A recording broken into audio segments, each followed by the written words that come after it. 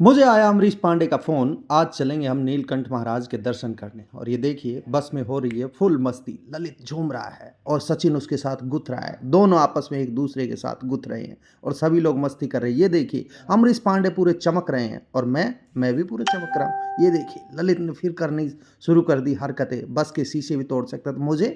मेरा तो अंदर का डांसर जाग रहा है, नागिन डांस देख रहे हो आप। और उसी दिन ऐसा संयोग था कि उस दिन था अमरीश पांडे का जन्मदिन।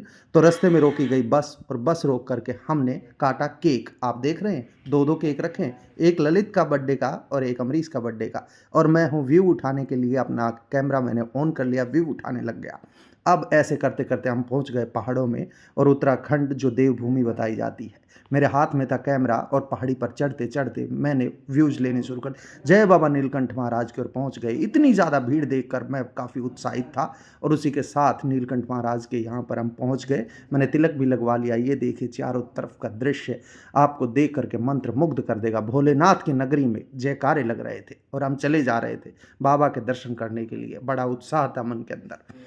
और फिर पहुंच गए, ये देखो गंगा मैया में हम कर रहे हैं स्नान, सभी मस्ती के साथ गंगा मैया के जयकारे लगाते हुए सभी स्नान कर रहे हैं यहाँ से। अब अरे बाप रे, इतनी ज़्यादा भीड़ देख करके मेरे तो होश गुल हो गए। मैं तो सोच रहा था कैसे जाऊँगा, लेकिन प्रभु ने दर्शन देने थे और दर्शन देने के लिए जब हताश हो गए तो मैं गया पिछली गली से और करके आया बाबा के दर्शन। फिर आ गए हम नीचे और ऋषिकेश में आ चुके हैं। ऋषिकेश में आकर के ये देखे मैंने व्यू उठाना शुरू किया और मेरे अंदर का पत्रकार फिर से जाग गया। ये हमारे नेताजी कटवा रहे टिकट सभी के लिए। नेताजी कटवा रहे सभी के लिए राफ्टिंग के लिए टिकट, और ये 5,000 का टिकट ले लिया है नेताजी ने। और नेताजी सबको बुला रहे हैं, चले अब हम राफ्टिंग करने के लिए तैयार हैं। कुछ खाना पीना थोड़ा बहुत खाया है।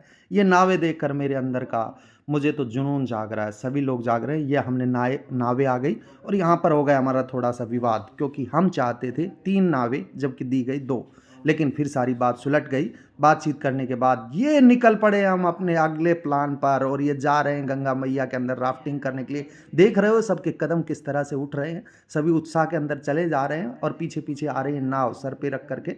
हमारा जो नाविक है वो नाव लेकर के आ रहा, जय गंगा मैया की। ये देखो कितना निर्मल जल है, कितना पवित्र जल है, कितना शीतल जल है, एकदम दहार बह रही है गंगा मैया की।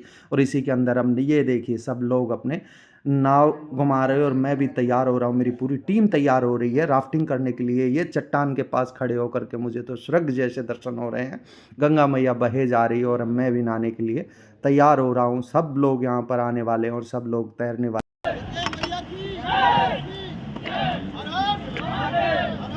और फिर हम ये देखिए हमारे सबसे बुजुर्ग आदमी, और ये भैया कुछ कहना चाहते हैं लेकिन इनकी आवाज़ हमने म्यूट कर दी है। और ये देखो कोई किसी को टाटा कर रहा है, कोई बाय कर रहा है, सब उत्साह के साथ। ये फिर देखिए इनका चेहरा, ये देखिए अंदर का पत्रकार इनका जाग रहा है और फिर से निकाल लिया सबने कैमरा। हा।